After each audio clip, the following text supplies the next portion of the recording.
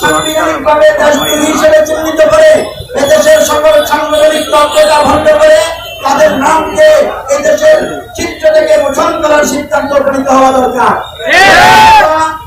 আইন আপন গতিতে চলছে, আমরা সম্মান জানাই, অথবা এই দেশের কোটি কোটি ইমান প্রিয় মুসলমানরা আইন নিজের হাতে নিতে হয়তো এক সময় বাধ্য হয়ে যাবে।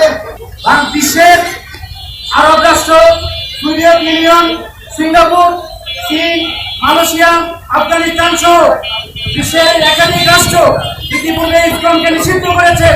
আমরা ডক্টর মোহাম্মদ ইউনূসের কাছে জোর দাবি জানাচ্ছি, অনতিবিলম্বে দেশে ইসলামকে নিষিদ্ধ করা হোক, অন্যথায় এই দেশের জনগণ হেফাজতে ইসলামের তত্ত্বাবধানে বৃহত্তর কর্মসূচি দিতে বাধ্য থাকবে।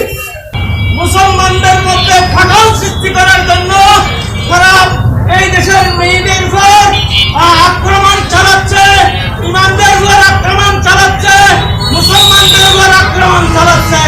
সুতরাং আমি বর্তমান সরকারের নিকট, বর্তমান ইউনূস সরকারের নিকট দাবি জানাচ্ছি, অতি বিলম্বে বাংলাদেশকে যদি স্থিতিশীল রাখতে চান, ইসকন এই জঙ্গি সংগঠনকে নিষিদ্ধ করুন, নিষিদ্ধ করুন, নিষিদ্ধ করুন। জঙ্গি একটি সংগঠনের নাম হলো ইসকন। এই ইসকন আজকে আমাদের মুসলমানের মেয়েদের উপর যেই দংশন করল, যদি আজকে মুসলমানের মুসলিমদের ক্ষমা মামলা হতো, আজকে আমাদের সুশীল সমাজ বুদ্ধিজীবীরা ওই মাঠে ময়দানে নেমে তার প্রতিবাদ করত। কিন্তু আমরা দেখতে পাই আজকে তাদের নীরব ভূমিকা পালন করতেছে তারা। আমরা ইউনূস সরকারকে বলবো, অতি বিলম্বে ইসকনকে নিষিদ্ধ করতে হবে।